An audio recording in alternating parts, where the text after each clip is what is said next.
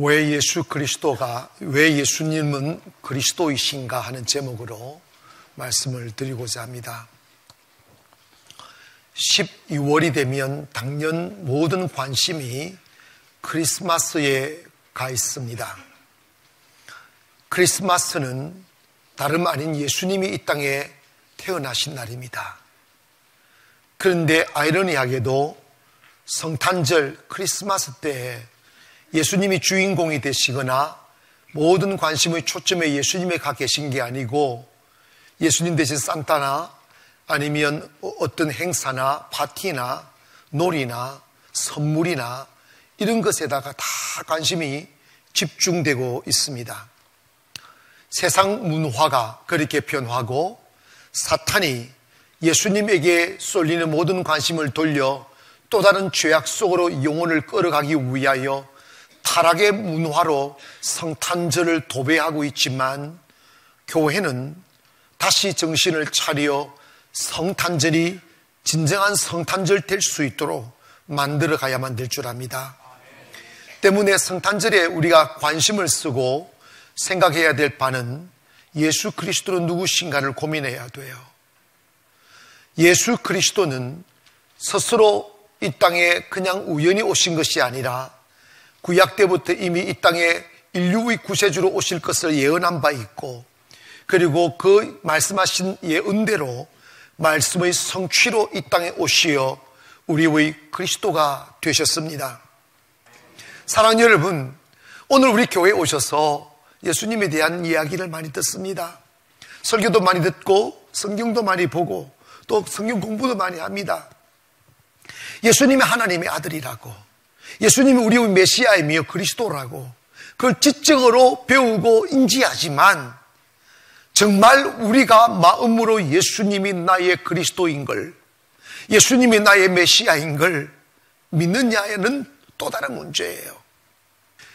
예수 그리스도가 우리의 메시아가 된다면 예수님으로 인하여 병든 자가 고침받을 수가 있고, 영적으로 짓눌린 자가 해방받을 수가 있고, 저주의 사슬에 묶여 가난과 절망에 허덕이 된 사람들이 일어나 주를 찬송하며 사슴처럼 뛰는 그 영광을 노래할 수 있을 텐데, 왜 우리네들의 삶, 교회를 10년을 다니고 20년을 다녀도 왜 삶의 변화가 없을까? 그 이유는 예수를 논리적으로만 들었지 메시아로 믿지 못하기 때문인 것입니다. 여러분, 오늘 베드로처럼 주는 그리스도시요 살아계신 하나님의 아들이십니다라고 고백할 줄 아는 이 믿음이 들어오기를 원합니다. 그럴 때 8절에 너는 베드로라, 내가 이 반석 위에 이 교회를 세우리니 음부의 권세가 이기지 못하리라. 여러분, 교회는 주는 그리스도십니다 라고 고백하는 그 믿음의 반석 위에 교회가 세워지는 거지, 지식과 논리 위에 교회가 씌워지면 휘청거리게 되어져 있어요. 여러분, 사탄은 성도들의 영혼을 유혹하고 그리고 어둠에 빠뜨려서 넘어지게 만들고 교회를 파괴하려 합니다. 지금도 끝없이 파괴하고 있어요. 그러나 우리가 분명히 기억해야 될 것은 사탄이 온 세상 다 일어나 믿음의 사람을 공격하고 교회를 무너뜨리려 해도 음부의 권세가 이기지 못하는 것임을 믿기를 원합니다. 제가 목회하면서 두 가지 유형의 사람들을 봅니다. 여러분, 너무 신비하게 듣지 마시고 이거는 다 증명되는 일들인데, 마귀는 사탄 귀신 통칭합시다. 마귀는 세상 밖에 있는 게 아니에요. 교회 안에 여러분을 흔들고 여러분 안에 들어가려고 몸부림을 칩니다. 그리고 사탄에게 붙들려 교회에 오는 사람 많이 있습니다. 그런데 끝까지 마귀의 앞제비가 되어 사람들을 무너뜨리고 그리고 죄짓게 만들고 시험 들게 만드며 사용되어지는 사람은 누구고, 마귀의 공격을 받아 휘청거리다가도 살아나는 사람은 누군가? 마음이 겸손한 사람은, 겸손으로 무장이 된 사람은 마귀가 하는 짓은 첫째로 진리를 못 믿게 해요. 그래서 진리가 진리되지 못하게 합니다. 진리의 흠집을 냅니다. 예수가 어디 살아있어? 뭐 부활을 했어?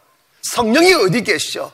능력이 어디 계셔? 다 짜가야, 거짓말이야. 뭐 이러면서 사람의 마음과 생각을 혼돈시키고, 특별히 이 말씀을 전가하는 메신저, 즉 말씀을 전하는 전령자인 목사와 그리고 여러분의 교회의 리더들의 권위를 떨어뜨리기 위하여 있지도 않는 험담을 만들어내서 자기가 판단을 막 붙이고 막 사이까지 막 험담합니다. 그래서 그 사람으로 하여금 말씀을 못 듣게 만들고 말씀의 권위를 떨어뜨려서 존경하지 못하도록 만드는 것이 사탄의 전략이에요.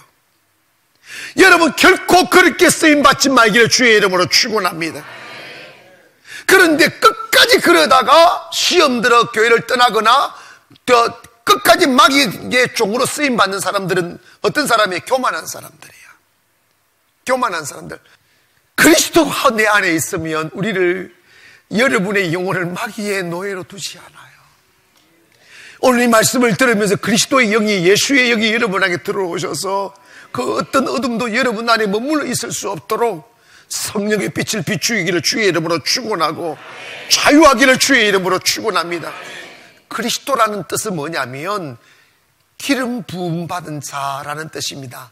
이걸 메시아, 구세주라는 뜻이에요. 구약 성경에 보면 기름 부음 받은 자의 직분이 세 가지가 있어요. 이 세 가지는 뭐냐면 첫째로 왕입니다. 왕들을 기름 부었어요. 왕은 다스리는 자입니다. 주권자입니다. 그래서 베드로가 예수님을 보고 나의 스승이야라 하지 않고 주 큐리오스라는 단어를 쓰는 거예요. 주님 이 말이에요. 여러분이 주님 앞에 나오실 때 예수님을 주님이라고 나의 왕이시여. 신앙의 첫 단추가 뭔지 아십니까?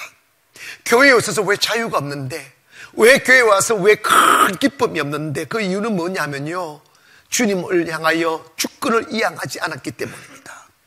여러분, 주님의 은혜 속에 깊이 스며들고 주님의 은혜가 여러분의 가슴을 덮으며 그 어떤 어둠도 가슴 속에 자리매김할 수 없고 밝음과 행복과 희망만이 내 가슴을 채우리기 원한다면 여러분이 교회에 오셔서 나는 나야 하며 내 맘대로 내가 생각하는 대로 내 고집대로 선을 다 끊었고 그 선을 넘지 아니하고 이까지만 하는 사람은 주님 못 만납니다. 주님을 만나시려면 주권을 주님께 이양하기를 주의 이름으로 축원합니다. 주님 오라면 오고 가라면 가고 하라면 하고 하지 말라면 안 할 수 있는 순복의 영이 우리에게 들어오기를 원합니다. 주님을 만나기 위해서는 어쩔 수 없이 100년을 교회를 다녀도 주권 이양되지 아니하면 주님 만날 수가 없어요. 주님은 거지로 아니면 나그네로 아니면 내 친구로 오는 게 아니고 주님은 나의 주인으로 오시기를 원하셔서 여러분의 삶을 송두리째 빛으로 이끌어가기를 원하신다 이 말입니다. 교만하지 마십시오. 고집 부리지 마십시오. 주님은 나의 주님입니다. 두 번째로 기름 부음은 이 제사장에게 기름 부었어요. 예수님이 아사셀 어린 양, 여러분 요한이 고백했습니다. 하나님의 어린 양이라고. 여러분 예수님께서 우리 죄를 위해 죽으실 제사장의 직분, 그 다음에 선지자, 말씀을 증거하는 선지자의 직분, 기름 붓는 겁니다. 그런데 예수님은 3직을 갖고 있는 것이죠.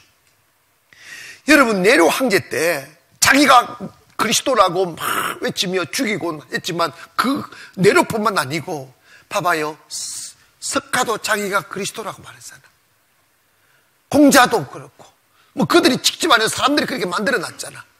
공산주의도요, 공산주의 이념에 빠지지 말기를 원합니다. 공산주의도 하나의 사상인데 그것도 공산주의가 파라다이스를 만든다고 해서 손가락 빨아 죽어가면서도 말이야. 여러분 속지만 오직 메시아는 예수 그리스도 한 분임을 믿기를 원합니다.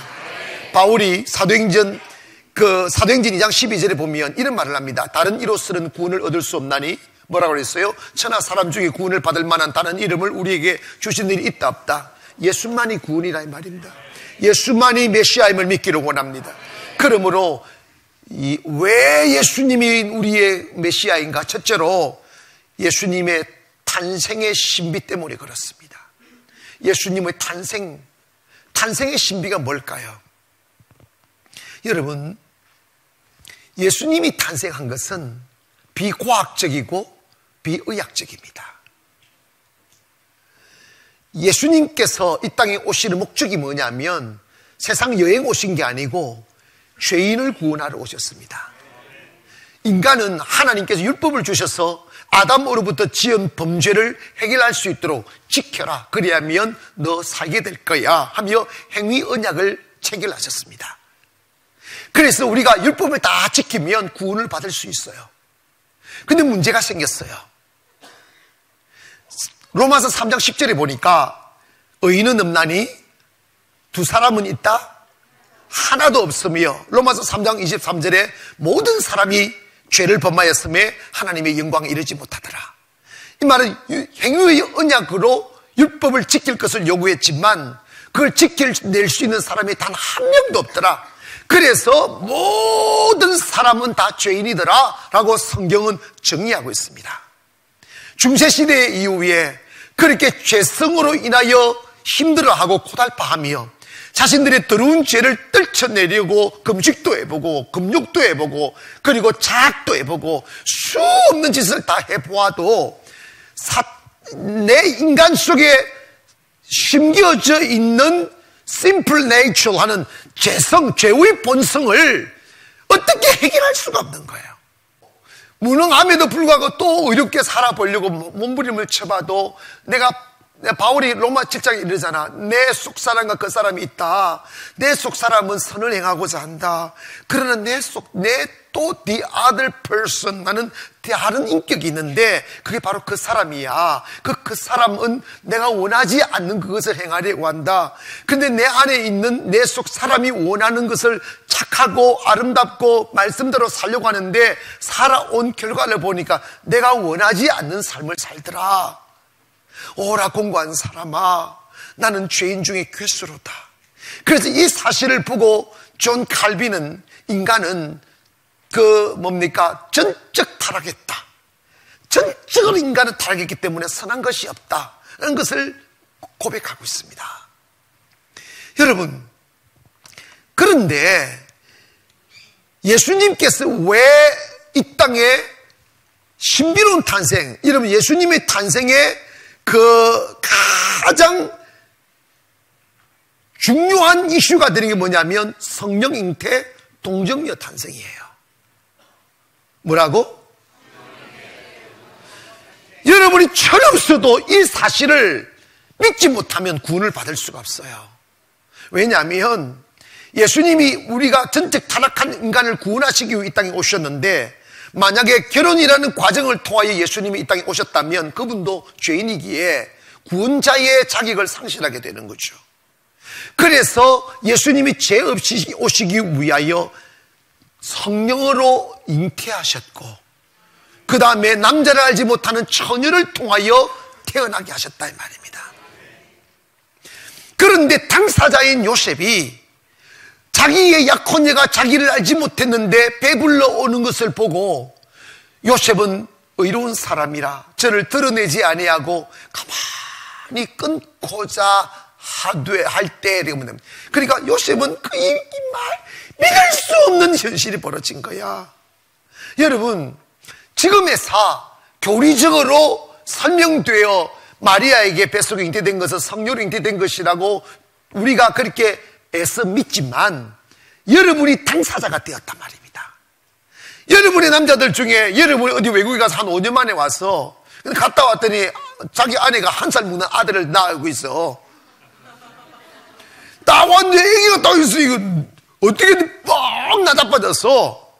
그 아내가 여보 나도 몰라. 그냥 교회 갔다 와 그 기도했더니 애기가 생겼어. 그러니까 막 스트레스하고 막 떡궁이 열렸다가 닫혔다가 열렸다 닫혔다가 막 혈압이 오르고 내리고 막 이러는데 밤에 잠을 자는데 꿈속에 천사가 탁 종서야 믿어라. 네 안에 잉태된 거는 성령으로 잉태된 것이다. 여러분, 그런다고 해서 믿을까 안 믿을까? 어머나 내가 신경을 많이 썼더니 헛것을 듣는구나. 여러분, 이게 이게 기독교의 신비예요. 하나님께서 우리를 구원하시기 위하여 죄의 피를 받지 아니하고 거룩함을 유지시키기 위하여 하나님의 방법으로 성령으로 잉태시켜 그 아이를 천일을 통하여 나게 하셔서 우리의 구세주가 됐다. 이것이 바로 기독교의 신비라 이 말입니다. 하나님만이 하실 수 있는 것임을 믿기를 원합니다. 왜냐? 우리를 구속할 수 있는 자격을 부여하기 위하여. 그래서 마태복음 1장 18절 20절을 보면 예수 그리스도의 나심은 이러하니라. 그의 어머니 마리아가 요셉과 약혼하고 동거하기 전에 성령으로 잉태된 것이 나타났더니 이 일을 생각할 때 주의 사자가 현몽하여 이르되 다윗의 자손 요셉아 내 아내 마리아 데려오기를 무서워하지 말라. 그에게 잉태된 것은 뭐라고 그랬어요? 성령으로 잉태된, conceived by the Holy Spirit라는 성령의 잉태, 이걸 우리 믿어야 됩니다. 자, 여러분, 그렇다면 한번 물어봅시다. 이것이 여러분에게 일어난 사건이라 믿을 수 있겠어요? 여러분 아내가, 여러분 남편이 이런 일을 당했다고 믿을 수 있겠냐고. 여러분 예수님의 부활이 믿어지면 아멘 합시다. 그게 신비라니까. 있을 수 없는 일이죠. 그런데 기독교만이, 주님만이 하실 수 있는 그러한 신비임을 믿기를 원합니다. 두 번째로 예수님이 우리의 메시아가 그리스도가 될 수 있는 이유가 뭐냐면 그분이 우리를 위하여 죽어주셨기 때문입니다. 따라합시다. 예수님이 나를 위하여 죽어주셨다.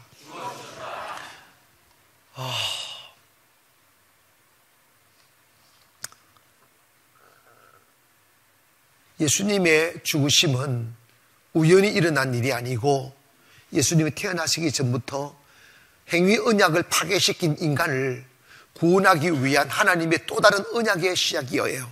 그게 뭐냐면 은혜의 언약입니다. 무슨 언약?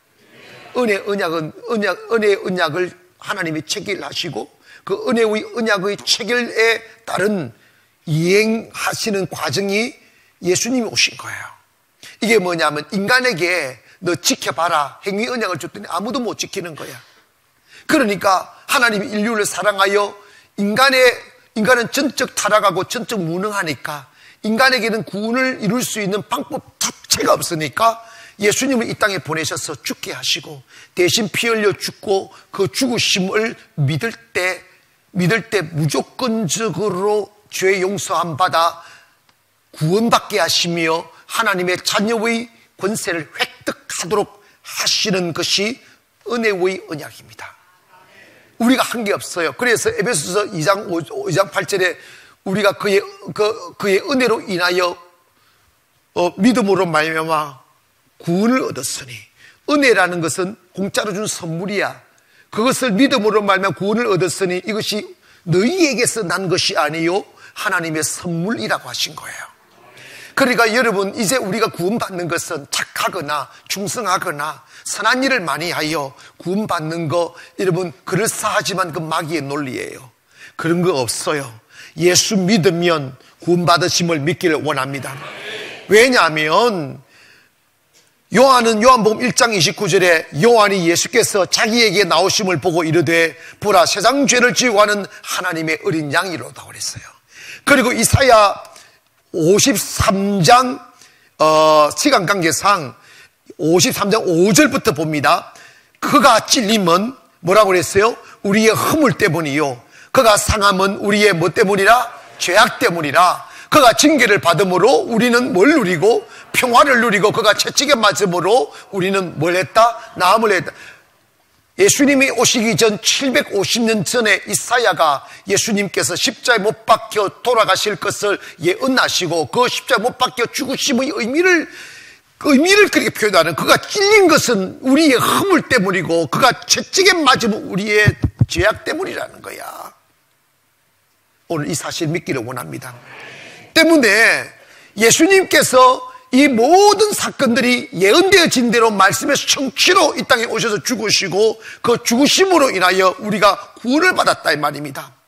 때문에 예수님의 죽으심을 나의 죄를 위한 것임을 믿고 내가 예수님을 믿으면, 그리고 그의 보혈을 믿으면 우리가 구원받음을 믿기를 원합니다. 여러분 잘 들으세요. 마귀가 우리에게 정죄하는 죄 가지고 끄집어뜨려요.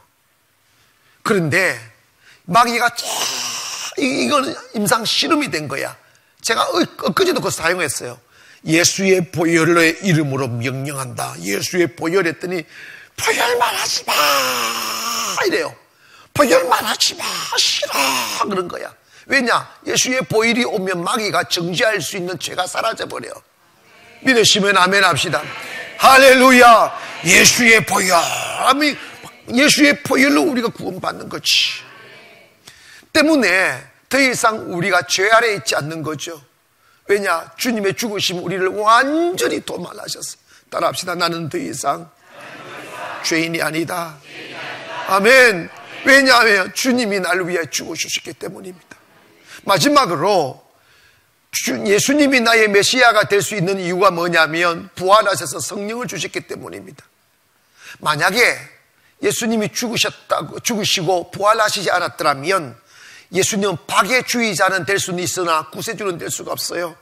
왜냐하면 구세주는 하나님의 구원은 우리에게 빵을 던져주는 것이거나 일시적으로 마음의 위로를 주거나 하는 게 아니라 우리를 죽음에서 살리는 거예요. 영원한 지옥의 굴뚝에서 우리를 끄집어내는 거예요. 우리는 영생을 주는 거라 이 말입니다. 기독교는 영생의 종교입니다. 한번 고백합시다. 기독교는 생명의 종교요, 크게 영생의 종교입니다. 아멘. 우리는 결코 이 땅에 몇 년 동안 사는 것, 몇십 년 동안 사는 것에 집착하지 않아요. 여러분, 이 땅에서 배부르면 얼마나 배부르고 배고프면 얼마나 배고파요. 이 땅에 사는 것에 너무 집착하지 마세요. 우리가 바라는 것은 영원한 것입니다. 할렐루야. 영원한 천국을 사모하며 그 천국에서 누릴 영광을 위하여 오늘 땀을 흘리는 거지 찰나를 얻기 위하여 사는 게 아니다 이 말입니다. 응? 그래서 고린도서 15장 3절에 내가 받은 것을 너에게 전하노니 이는 성경대로 그리스도께서 우리 죄를 위하여 죽으시고 장사 지낸 바 되었다가 성경대로 사흘 만에 다시 살아나사 게바에게 보이시고 후에 12제자에게와 그 후에 500여 형제에게 일시에 보였었나니 그 중에 지금까지 대다수는 살아있고 어떤 사람은 잠들으며 그 후에 야고보에게 보이셨으며 그 후에 모든 사도에게와 맨 나중에 만삭되지 못하여 난 자 같은 내게도 보이셨느니라. 바울은 확실히 예수님의 부활체를 보았다 이 말입니다. 아멘 합시다. 오늘 주님을 믿기를 원합니다. 그 주님이 부활했다는 사실을 우리가 어떻게 증명하느냐? 성령을 받음으로 알 수 있습니다. 아멘. 성령을 받음으로. 부활하신 주님께서 말씀하셨습니다. 요한복음 16장 7절에 그러나 내가 너에게 실상을 말하노니 내가 떠나가는 것이 너에게 유익이라. 내가 떠나가지 아니하면 보혜사가 너에게 오시지 아니할 것이요 가면 내가 그를 너에게로 보내리라고 했고, 요한복음 14장 18절에 내가 너희를 고아와 같이 버려두지 아니하고 너희에게로 오리라고 말씀하셨습니다. 이건 바로 성령을 이끌어가시는 말씀이에요. 오늘 사는 성도 여러분, 예수님의 부활이 믿어지기를 원하고 성령 받기를 원합니다. 성령 받으면 내 안에 성령이 계신 것을 증명할 수 있는 능력이에요. 아멘. 사도행전 1장 8절에 오직 성령이 내게 말씀을 내게 그 능력을 받는다고 그랬어. 그리고 마가복음 16장 17절에 믿는 자들이 이런 표적이 따르려니 곧 그들이 내 이름으로 귀신을 쫓아내며 새 방언을 말하며 뱀을 집으며 무슨 독을 마실지라 해를 받지 아니하며 병든 자에게 손을 얹은 적 나을 것이다. 우리 안에 주님이 계시고 우리 안에 성령이 계신 것의 증명은 귀신을 쫓아내는 능력, 기사와 표적을 예수의 이름으로 나타낼 때 증명되는 것이죠. 사랑하는 성도 여러분, 오늘 우리 내 이성과 지성으로 주님을 믿으려 하는 것은 어리석은 것입니다. 성령을 받으면 믿어지는 거죠. 그러므로 예수님이 가셔서 주님의 이름으로 아버지께 부탁하여 보내주신 성령을 받으셔서 예수님이 나의 그리스도라는 사실이 믿어져 더 이상 방황하지 아니하고 은혜로 살아가는 저와 여러분 되기를 간절히 축원합니다.